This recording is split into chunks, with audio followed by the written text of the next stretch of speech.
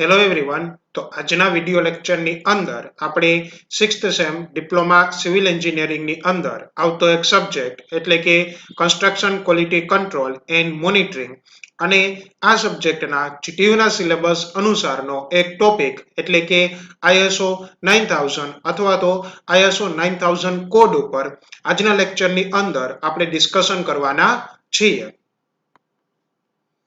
Okay, તો હવે એ લેક્ચરની આપણે વાત કરીએ અથવા તો એ ટોપિક્સની વાત કરીએ કે જે આપણે ડિસ્કસ કરશું. તેમાં સૌપ્રથમ ડિસ્કસ કરશું કે ISO 9000 સિરીઝના જે કોડ છે એ શું છે, એટલે કે ISO 9000 સિરીઝ શું છે એ આપણે ફર્સ્ટ પોઈન્ટની અંદર ડિસ્કસ કરશું. ત્યાર પછી એ જોશું કે ઇન્ડિયન ઇક્વિવેલન્સ ઓફ ISO 9000 એટલે કે ISO 9000 છે ઇન્ટરનેશનલ સ્ટાન્ડર્ડ છે, પરંતુ એની કમ્પેરમાં જે આપણે ભારતના સ્ટાન્ડર્ડ છે એટલે કે બ્યુરો ઓફ ઇન્ડિયન સ્ટાન્ડર્ડ દ્વારા જે સ્ટાન્ડર્ડ રિલીઝ કરવામાં આવ્યા છે એ ISO 9000 ની સમકક્ષમાં કયા સ્ટાન્ડર્ડ્સ છે એ આપણે સેકન્ડ પોઈન્ટની અંદર એનું લિસ્ટ જોશું. ત્યાર પછી થર્ડ પોઈન્ટની અંદર જોશું કે ઓવરવ્યુ ઓફ ISO 9000 એટલે કે ISO 9000 નું આખું જે સ્ટ્રક્ચર છે એનો એક ઓવરવ્યુ છે આપણે ચાર્ટના ફોર્મમાં થર્ડ પોઈન્ટની અંદર સમજશું. અને ત્યાર પછી installation of ISO 9000 quality system એટલે કે કોઈ પણ કંપનીને ISO 9000 સર્ટિફિકેટ લેવું હોય અથવા તો ISO 9000 સિસ્ટમ ઇન્સ્ટોલ કરવી હોય પોતાની કંપનીની અંદર, તો ઇન્સ્ટોલેશનની પ્રોસેસ શું હોય છે એ આપણે ફોર્થ પોઈન્ટની અંદર ડિસ્કસ કરશું. રાઈટ? ઓકે, તેમાં સૌપ્રથમ વાત કરીએ ISO 9000 સિરીઝ. તો ISO 9000 સિરીઝ શું છે? તો કે it was written to address the area that are considered good for business practice for every part of the company. એટલે કે આ શું છે? તો કે ISO 9000 સિરીઝ છે એ એવું નથી કે પર્ટિક્યુલર કન્સ્ટ્રક્શન સાથે સંકળાયેલી કંપનીને જ લાગુ પડે, નહીં. કોઈ પણ પ્રકારની જે કંપની છે કે જે બિઝનેસ સાથે જોડાયેલી કોઈ પણ ઓર્ગેનાઇઝેશન છે એની અંદર તમે ISO 9000 સિરીઝના કોડ છે અથવા તો ISO 9000 છે એ એપ્લાય કરી શકતા હો છો. હવે ISO 9000 છે એ શું ઇન્ડિકેટ કરે છે? તો કે સારામાં સારી બિઝનેસ પ્રેક્ટિસ અથવા તો ગુડ બિઝનેસ પ્રેક્ટિસ કે જેને કારણે શું થઈ શકે કે તમારું જે કંપનીનું જે વેલ્યુએશન છે એ અપ આવે અને સાથે સાથે બિઝનેસની અંદર પણ ઇમ્પ્રુવમેન્ટ આવે. રાઈટ? તો ISO 9000 સિરીઝ છે એ બિઝનેસ પ્રેક્ટિસને રિલેટેડ જે અલગ અલગ પ્રકારના નોર્મ્સ અને નિયમ છે એને ઇન્ડિકેટ કરતો એક કોડ અથવા તો સર્ટિફિકેટ છે. ત્યાર પછી વાત કરીએ તો કે the unique part of the standard is that it allow each company to equivalent each element of the standard and decide how to meet the intent of that element effectively. એટલે કે ISO 9000 નો એક સારામાં સારો અથવા તો એક unique part શું છે? તો કે દરેક કંપની જે હોય એવું નથી કહેતું કે બધી કંપની માટે સ્ટાન્ડર્ડ એક જ સરખા હોવા જોઈએ, એ ISO 9000 સ્પેસિફાઈ નથી કરતું. પરંતુ ISO 9000 શું કહે છે કે દરેક કંપની છે એ પોતાની રિક્વાયરમેન્ટ અનુસાર રિક્વાયર્ડ સ્ટાન્ડર્ડ છે એ સેટ કરી શકતી હોય છે and then after a required સ્ટાન્ડર્ડને સેટ કરી અને એ રિક્વાયર્ડ સ્ટાન્ડર્ડને કઈ રીતે મેળવવા અથવા તો કઈ રીતે અચીવ કરવા બિઝનેસના પોઈન્ટ ઓફ વ્યૂ એ તમે કઈ રીતે અચીવ કરો છો એ પણ કંપની ઉપર છોડવામાં આવે છે. એટલે કે કંપની પોતાની રીતે ફ્લેક્સિબલી રિક્વાયર્ડ સ્ટાન્ડર્ડ સેટ કરી શકે છે કે જે ISO 9000 ની ગાઈડલાઈન અનુસારના હોવા જોઈએ અને ત્યાર પછી એ સ્ટાન્ડર્ડને કઈ રીતે અચીવ કરવા એ પણ કંપની પોતાની રીતે ડિસાઈડ કરી શકતી હોય છે કે જેને કારણે ISO 9000 સર્ટિફિકેટ લેવું કોઈ પણ કંપની માટે ઈઝી બની જતું હોય છે. રાઈટ? ત્યાર પછી વાત કરીએ તો કે use of ISO 9000 series of standard can also provide the companies some assurance that the certified supplier follow a sound business practice and has a system in place that will provide the consistent quality of good and services. એટલે કે ISO 9000 કોઈ company પાસેનું ISO 9000 નું certificate હોય અને તમે એ company પાસેથી કોઈ પણ વસ્તુ પરચેસ કરો છો અથવા તો તમારી કોઈ કંપની છે અને તમે કોઈ સપ્લાયર છે કે જે ISO 9000 સિરીઝના સર્ટિફિકેટ ધરાવે છે અને એની પાસેથી તમે કોઈ વસ્તુ પરચેસ કરો છો તો એક એશ્યોરન્સ આપે છે કે એ જે કંપનીમાંથી જે ગુડ્સ એટલે કે જે પણ મટીરીયલ અથવા તો માલ સામાન આવશે અથવા તો એ કંપની જે પણ પ્રકારની સર્વિસ પ્રોવાઈડ કરશે એ સારામાં સારી ગુણવત્તાની હશે કે જેને કારણે તમારે આગળ પોતાની કંપની આપણી કંપનીની અંદર કોઈ પણ પ્રકારનું ક્વોલિટી અશ્યોરન્સ કરવું હોય તો તમે એ ઇઝીલી કરી શકતા હો છો.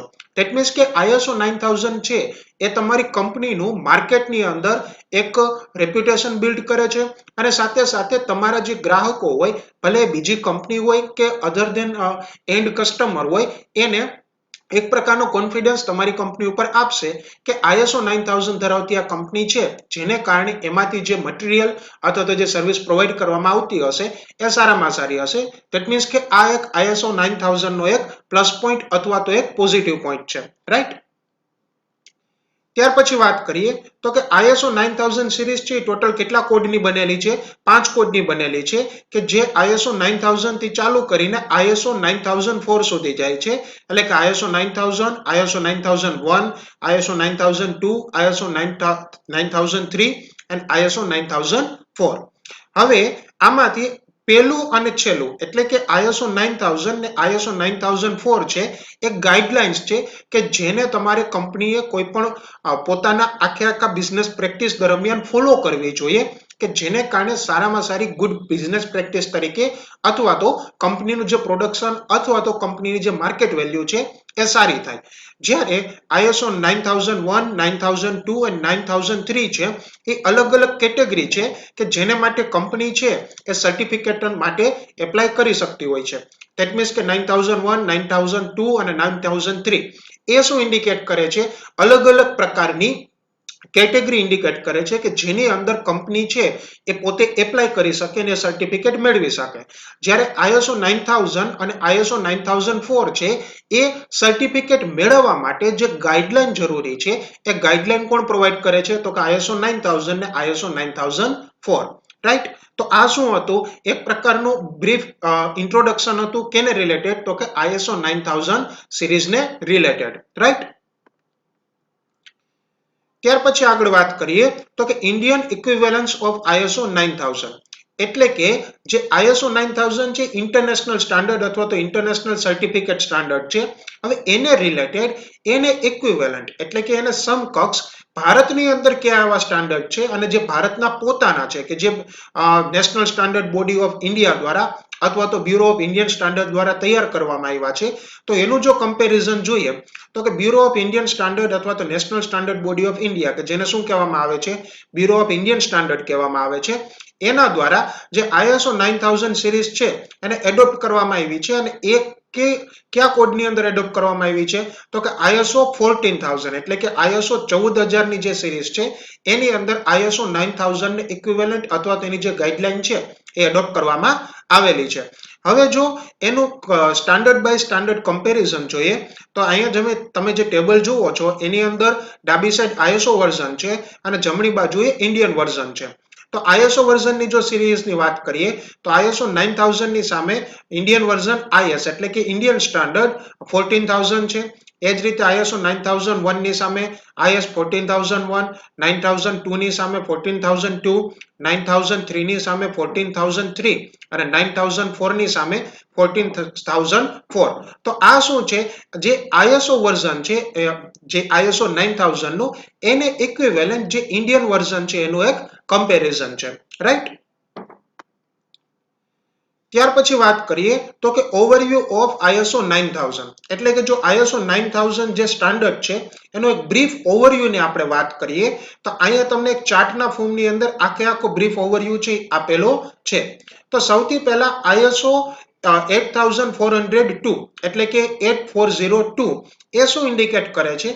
તો કે જે આ જે સ્ટાન્ડર્ડ છે ઇન્ટરનેશનલ સ્ટાન્ડર્ડ કે જેનો નંબર શું છે 8402 એ ક્વોલિટી વોકેબ્યુલરી ઇન્ડિકેટ કરે છે.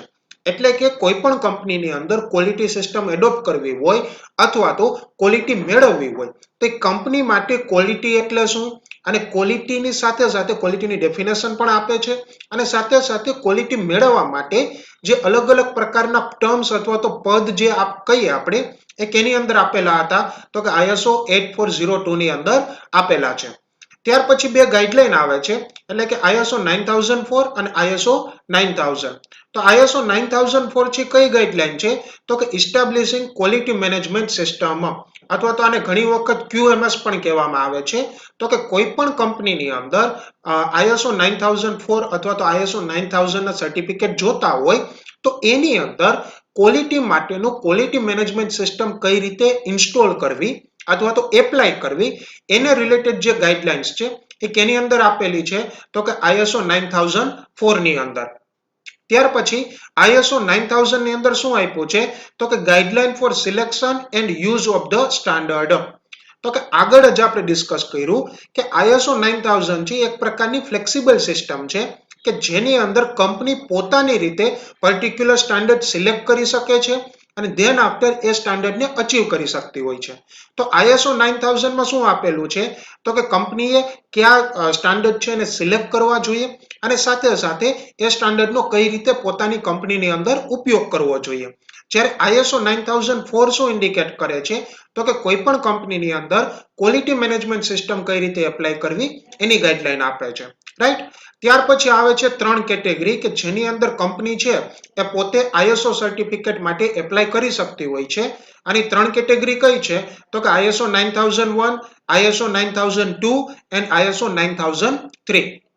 ઓકે, તો ISO 9001 શું છે તો કે quality assurance model for design development, production installation and servicing. એટલે કે ISO 9001 છે એ સર્ટિફિકેટ તમારે જોતું હોય તો ISO 9001 ધરાવતી જે કંપની છે એ શું આપે છે તો કે ક્વોલિટીનું એશ્યોરન્સ આપે છે અથવા તો ક્વોલિટી એશ્યોરન્સ મોડલ છે કેના માટે તો કે કોઈ પ્રોડક્ટની ડિઝાઇનનું ડેવલપમેન્ટ કરવું, પ્રોડક્શનનું ઇન્સ્ટોલેશન કરવું અને સર્વિસિંગ કરવી. ત્યાર પછી ISO 9002 કંપની છે એ અથવા તો એ સર્ટિફિકેટ કોઈ કંપની પાસે હોય તો એની અંદર બે ક્રાઇટેરિયા આવે છે અને કયું છે તો કે પ્રોડક્શન ઇન્સ્ટોલેશન અને સર્વિસિંગ.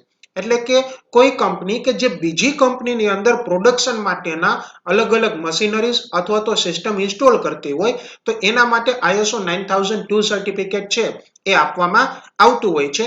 અને એ શું પ્રોવાઈડ કરે છે તો કે ક્વોલિટી એશ્યોરન્સ મોડેલ પ્રોવાઈડ કરે છે પ્રોડક્શનના ઇન્સ્ટોલેશન માટે અને સાથે સાથે અલગ અલગ પ્રકારની સર્વિસિંગ માટે. જ્યારે ISO 9003 છે એ શું ઇન્ડિકેટ કરે છે તો કે quality assurance model for final inspection and test. એટલે કે છેલ્લું ઇન્સ્પેક્શન અને ટેસ્ટને રિલેટેડ જે અલગ અલગ ક્રાઇટેરિયા છે એ કેની અંદર આપેલા છે તો કે ISO 9003 ની અંદર આપેલા છે. રાઈટ. તો આ શું છે એક બ્રીફ ઓવરવ્યુ હતો કેનો તો કે ISO 9000 સિરીઝનો અથવા તો ISO 9000 કોડનો. રાઈટ. ત્યાર પછી વાત કરીએ તો કે installation of ISO 9000 quality system. એટલે કે આ પોઈન્ટની અંદર આપણે એ જોશું કે કોઈ પણ કંપનીને ISO 9000 ની માન્યતા મેળવવી હોય તો એના માટેના સ્ટેપ કયા કયા છે અથવા તો બીજા ટર્મની અંદર વાત કરીએ તો કોઈ કંપનીની અંદર ISO 9000 સિસ્ટમ ઇન્સ્ટોલ કરવી હોય તેના સ્ટેપ કેટલા છે. તેમાં સૌથી પહેલા ટોટલ 3 સ્ટેપ આવે છે. એમાં પહેલા સ્ટેપની અંદર ટોટલ 7 પ્રકારની એક્ટિવિટી છે કરવામાં આવતી હોય છે. એમાં પહેલું કયું છે તો કે મેનેજમેન્ટ કમિટમેન્ટ ટુ ISO 9000. એટલે કે સૌથી પહેલું શું કરવું જોઈએ કે જે મેનેજમેન્ટ છે એને ISO 9000 સર્ટિફિકેટ મેળવવું છે એના માટે કમિટેડ હોવું જોઈએ. ત્યાર પછી એક વખત મેનેજમેન્ટ ડિસાઇડ કરી લે અથવા તો કમિટેડ થઈ જાય ત્યાર પછીનો સ્ટેપ શું આવે છે તો કે સેટઅપ એન્ડ ઇમ્પ્લિમેન્ટેશન કમિટી. એટલે કે 4 થી 5 અલગ અલગ ઇન્ડસ્ટ્રી એક્સપર્ટ અથવા તો પર્ટિક્યુલર ફિલ્ડના એક્સપર્ટની એક કમિટીની રચના કરવી જોઈએ કે જેનું મુખ્ય કાર્ય શું છે તો કે આખું ISO 9000 નું જે સર્ટિફિકેશનની પ્રોસેસ છે એ સર્ટિફિકેશનની પ્રોસેસની અંદર જે આખી જે ISO ની ગાઈડલાઈન છે એ કંપનીમાં કઈ રીતે ઇમ્પ્લિમેન્ટ કરવી એના માટેનું ધ્યાન રાખે અથવા તો દેખભાળ રાખે. ત્યાર પછી એક વખત કમિટી ઇમ્પ્લિમેન્ટ થઈ જાય અથવા તો કમિટી ફોર્મ થઈ જાય ત્યાર પછી આખી જે કમિટી છે એ શું કરે છે તો કે એ જે કંપનીની અંદર એક પ્રકારનું અવેરનેસ કેમ્પેન ચલાવે છે કે જેને કારણે કંપનીના અલગ અલગ લોકોને ISO 9000 સિરીઝ શું છે અને સાથે સાથે એ મેળવવાથી કયા કયા ફાયદા થાય છે એને રિલેટેડ જાણકારી મળે. ત્યાર પછી એક વખત કંપનીના બધા લોકો આ બાબતથી અવેર થઈ જાય ત્યાર પછી એક્શન પ્લાન છે પ્રિપેર કરવામાં આવતો હોય છે. એટલે કે કોઈ કંપનીની અંદર કયા પ્રકારના મોડિફિકેશન કરવાની જરૂર છે કે જેને કારણે ISO 9000 નું સર્ટિફિકેટ મેળવવું ઈઝી થઈ જાય અથવા તો મેળવી શકાય. તો એના માટેના જે અલગ અલગ મોડિફિકેશનની રિક્વાયરમેન્ટ હોય છે એ મોડિફિકેશન કઈ રીતે કરવા અને કયા મોડિફિકેશન અથવા તો કયા સ્ટેપ પછી કયો સ્ટેપ પરફોર્મ કરવો મોડિફિકેશનની અંદર, એને રિલેટેડ એક્શન પ્લાન છે એ તૈયાર કરવામાં આવે છે. એક વખત એક્શન પ્લાન તૈયાર થઈ જાય ત્યાર પછી ઓર્ગેનાઇઝેશનનું સ્ટ્રક્ચર છે નક્કી કરવામાં આવે છે. જનરલી ઓર્ગેનાઇઝેશનનું સ્ટ્રક્ચર છે એ 3 પાર્ટમાં ડિવાઈડ થતું હોય છે: top level, middle level and bottom level, અથવા તો ફ્રન્ટલાઇન વોરિયર્સ અથવા તો ફ્રન્ટલાઇન જે વર્કર્સ છે તે. ટોપ લેવલની અંદર મેનેજમેન્ટને રિલેટેડ CEO, COO એ પ્રકારની જે ઓફિસર્સ છે અથવા તો એક્ઝિક્યુટિવ્સ છે એ આવતા હોય છે. મિડલની અંદર શું આવે છે તો કે પ્રોડક્ટ ડેવલપમેન્ટ ટીમ છે, માર્કેટિંગ ડેવલપમેન્ટ ટીમ છે, ધેન આફ્ટર જે મેનેજર્સ છે, અલગ અલગ પ્રકારના ટેકનિકલ મેનેજર હોય, માર્કેટિંગ મેનેજર્સ હોય એ આવે છે. અને બોટમ લેવલ અથવા તો ફ્રન્ટલાઇન વર્કર્સની અંદર એ લોકો આવે છે કે જે એકચ્યુઅલમાં કાં તો કસ્ટમરના ડાયરેક્ટ કોન્ટેક્ટમાં હોય અથવા તો કોઈ પ્રોડક્ટ બનાવવું હોય તો એના માટે પ્રોડક્શન માટે જે વર્કર્સ કામ કરે છે તે આવતા હોય છે. રાઈટ. ત્યાર પછી એક વખત ઓર્ગેનાઇઝેશન સ્ટ્રક્ચર તૈયાર થઈ જાય ત્યાર પછી ક્વોલિટી સિસ્ટમના અલગ અલગ ડોક્યુમેન્ટ છે તૈયાર કરવામાં આવતા હોય છે. હવે ક્વોલિટી સિસ્ટમના ડોક્યુમેન્ટની અંદર શું આવે તો કે ક્વોલિટી કઈ રીતે મેળવવી એના માટેની પર્ટિક્યુલર ગાઈડલાઈન આવે. ત્યાર પછી કોઈ પણ પ્રોડક્ટની અંદર કયા પ્રકારની વસ્તુ સેટિસ્ફાઈડ થાય તો જે પ્રોડક્ટને પાસ કરવું અથવા તો ન કરવું એને રિલેટેડ આખું જે ડોક્યુમેન્ટ છે એ તૈયાર કરવામાં આવે છે. એન્ડ ધેન આફ્ટર 7મા પોઈન્ટની અંદર શું આવે છે? Resource system in line with the standard. એટલે કે રિસોર્સ સિસ્ટમ તૈયાર કરવામાં આવે છે કે જે સ્ટાન્ડર્ડને સપોર્ટ કરે છે અને ક્વોલિટી મેળવવા માટે મદદરૂપ થાય છે. રાઈટ. તો એક વખત સ્ટેપ નંબર 1 પૂરું થઈ જાય ત્યાર પછી શું કરવામાં આવે છે તો કે સ્ટેપ નંબર 2 છે પરફોર્મ કરવામાં આવે છે. હવે સ્ટેપ નંબર 2 ની અંદર શું કરવામાં આવે છે તો કે implement the document quality system. એટલે કે જે ક્વોલિટી સિસ્ટમ છે એને જે આપણે ડોક્યુમેન્ટ અથવા તો જે પ્લાન આખો તૈયાર કરેલો હતો એને એકચ્યુઅલમાં શું કરવામાં આવે છે? ઇમ્પ્લિમેન્ટ કરવામાં આવે છે. ત્યાર પછી શું કરવામાં આવે છે તો કે એસ્ટાબ્લિશ ઇન્ટરનલ ક્વોલિટી ઓડિટ અથવા તો એડિટ.